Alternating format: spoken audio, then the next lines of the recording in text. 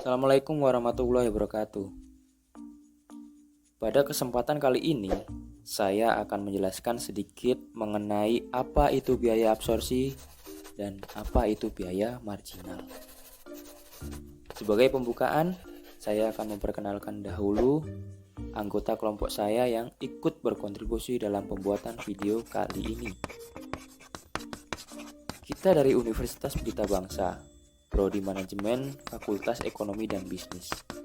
Kita dari kelompok 2, dan ini teman-teman satu kelompok saya. Yang pertama, saya sendiri Muhammad Fajrinul. Kemudian Muhammad Iksan, ada Irwan, ada Adrian Romario, kemudian Novela Nidia, kemudian Laila Fairuziah, Ririn Zaida, dan yang terakhir ada Muhammad Sofyan.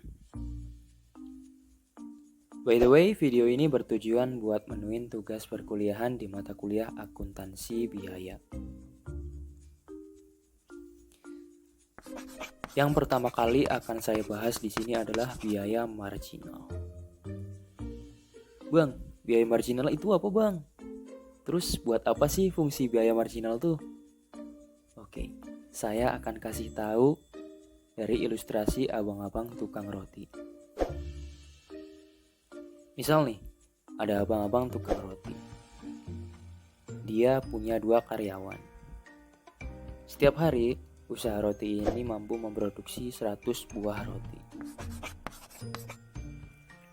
Namun karena adanya permintaan yang semakin bertambah, si abang roti ini pengen nambah produksinya jadi 150 buah. Untuk nambahin produksi dari 100 buah ke 150 buah, si abang roti ini pasti perlu dong biaya tambahan. Nah, kira-kira berapa ya biaya yang diperlukan untuk membuat 1 buah roti tambahan lagi? Nah, biaya inilah yang namanya biaya marginal. Jadi, biaya marginal itu adalah biaya yang diperlukan atau dikeluarkan ketika ada penambahan 1 buah produk. Terus, gimana nih cara mengetahui penambahan biaya yang diperlukan?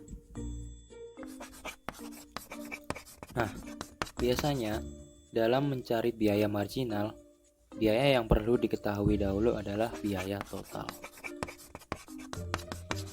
Biaya total ini ada 2 macam, bray. Yakni ada biaya variabel dan biaya tetap. Terus, apa tuh bang biaya variabel? Apa tuh bang biaya tetap?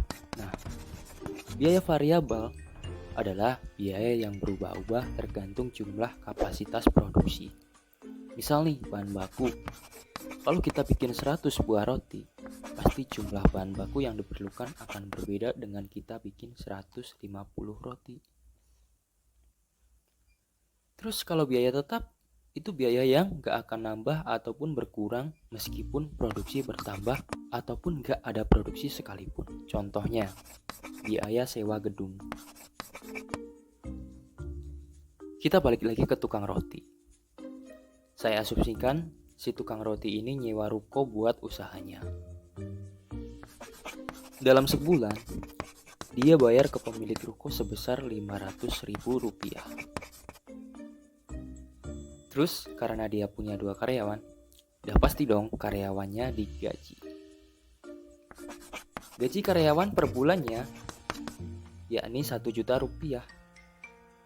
Berarti kalau 2 karyawan ditinggal kaliin 2, berarti Rp2.000.000 per bulan. Terus bahan baku utama, misal harga terigu per kilogram Rp20.000. Bahan baku yang diperlukan untuk membuat 100 buah roti yakni 10 kg terigu. Berarti 20.000 dikali 10.000 sama dengan 200.000. Ternyata untuk membuat roti 100 buah, kita membutuhkan biaya Rp2.700.000.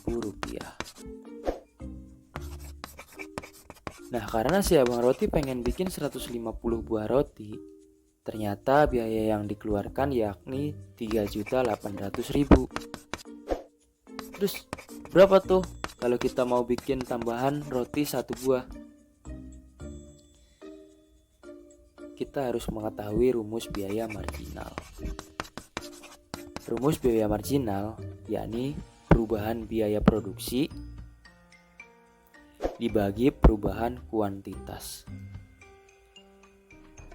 Jadi 3.800.000 dikurangi 2.700.000 dibagi 150 dikurangi 100.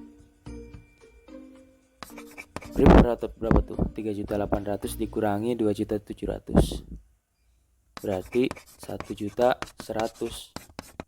dibagi 150 dikurangi 100. Berarti dibagi 50. Jadi deh 22.000. Itulah biaya marginal.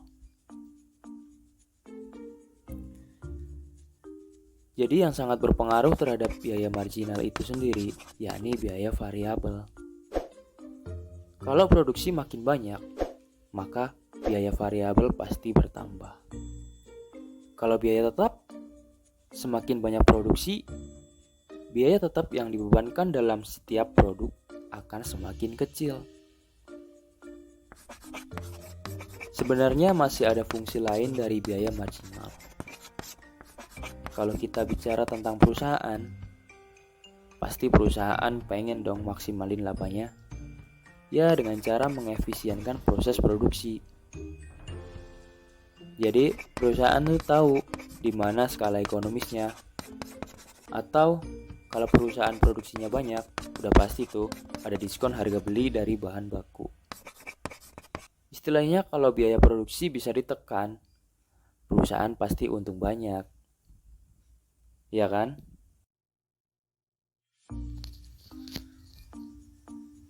Lanjut, saya akan membahas tentang biaya absorpsi, atau dalam bahasa kerennya absorption costing atau full costing, atau biaya penyerapan penuh gitu.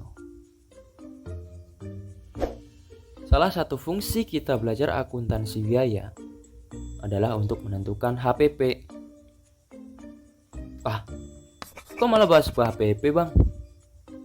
Emang apa hubungannya sama absorption costing? Tunggu. Saya akan bahas secara terstruktur. Kita tadi sampai HPP. HPP itu adalah harga pokok penjualan. Tapi jangan salah, HPP yang ini beda dengan HPP yang itu. Maksudnya harga pokok produksi. Loh, kok terus bedanya apa sama harga pokok produksi? Terus apa hubungannya? Jadi, sebelum menentukan harga pokok penjualan atau HPP, kita harus menghitung dahulu harga pokok produksi. Mengutip dari jurnal.id, harga pokok produksi adalah semua biaya langsung dan tidak langsung yang dikeluarkan perusahaan untuk proses produksi, sehingga barang atau jasa tersebut bisa dijual. Terus apa hubungannya sama absorption costing?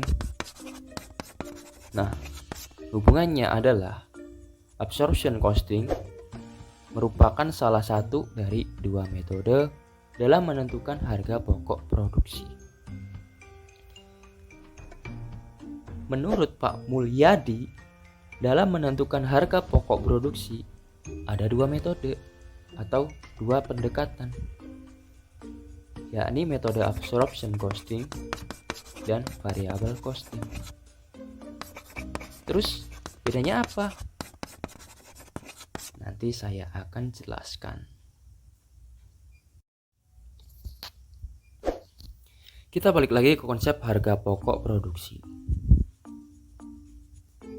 Jadi sebelum kita ke metode, kita harus tahu dulu unsur-unsur apa aja sih yang ada di harga pokok produksi. Bustami mengatakan bahwa biaya dalam hubungannya dengan produk dapat dikelompokkan menjadi biaya produksi dan non-produksi. Dalam harga pokok produksi, ada 3 unsur yang harus diperhitungkan, yakni biaya bahan baku langsung, biaya tenaga kerja langsung, dan biaya overhead pabrik. Ada lagi biaya tenaga kerja tidak langsung dan biaya bahan baku tidak langsung. Nah, kedua biaya ini masuk kategori biaya overhead pabrik. Biaya overhead pabrik sendiri ada 2 macam, yakni overhead tetap dan overhead variabel. Kita balik lagi ke absorption costing. Menurut Mulyadi, absorption costing atau full costing adalah metode penentuan harga pokok produksi yang terdiri dari biaya bahan baku langsung, biaya tenaga kerja langsung, dan biaya overhead pabrik, baik yang berperilaku variabel ataupun tetap. Nah, disinilah perbedaannya dengan variable costing. Kalau di variable costing, yang dihitung hanya biaya yang sifatnya variabel aja. Jadi, biaya overhead tetap tidak dibebankan ke biaya produk, melainkan ke beban periodik. Saya akan kasih contoh perhitungan metode full costing sampai ke tahap perhitungan harga pokok penjualan.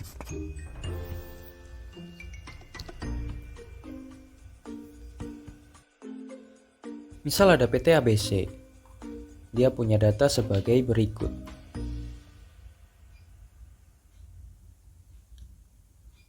Di situ kita bisa lihat ada volume produksi, volume penjualan, harga jual per unit, sama biaya produksi.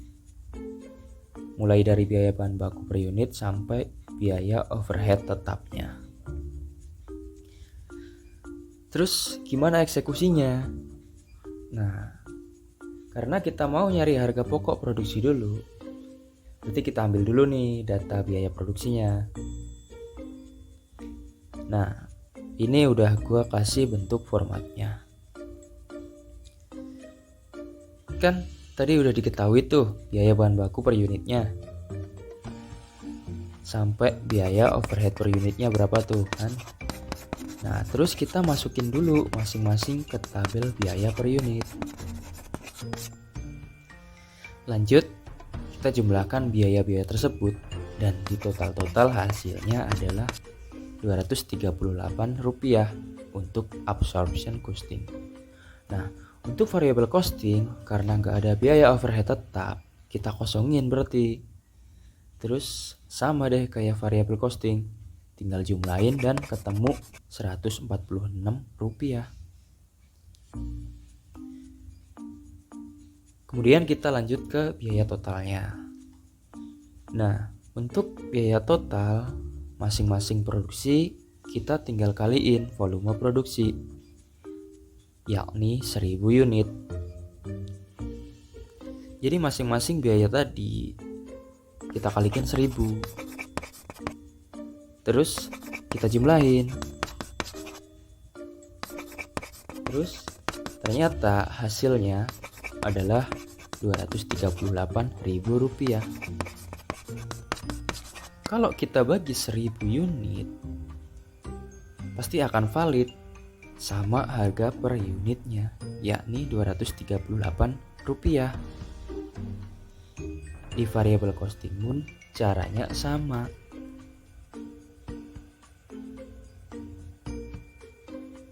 Terus kita udah tahu nih harga pokok produksinya. Terus kita lanjut ke tahap HPP.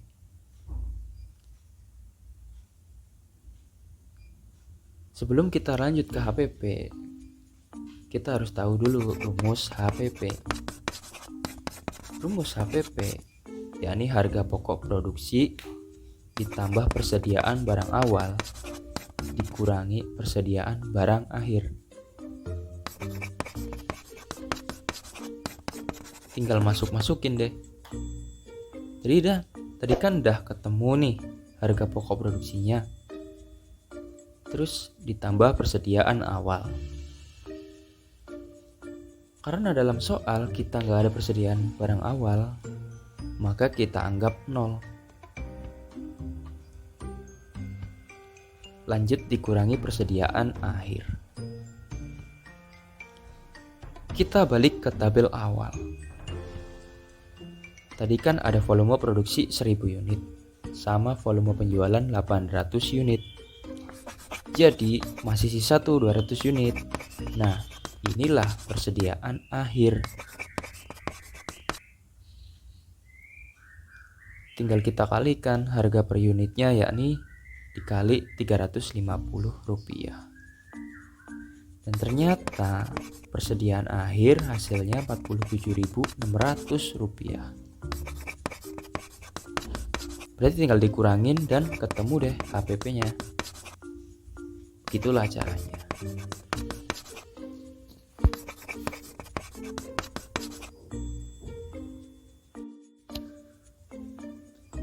Oke deh, mungkin segitu aja yang bisa saya share ke teman-teman. Atau teman-teman mungkin mau menambahkan juga silakan. Kan kita di sini kan sharing kan ya. Dan mungkin barangkali dalam penyampaian saya masih banyak kekurangannya. Ya, saya mohon maaf sebesar-besarnya. Mungkin dari teman-teman ada masukan lain, bisa langsung komen aja. Saya Muhammad Fajri Nur, akhiri kata wassalamualaikum warahmatullahi wabarakatuh.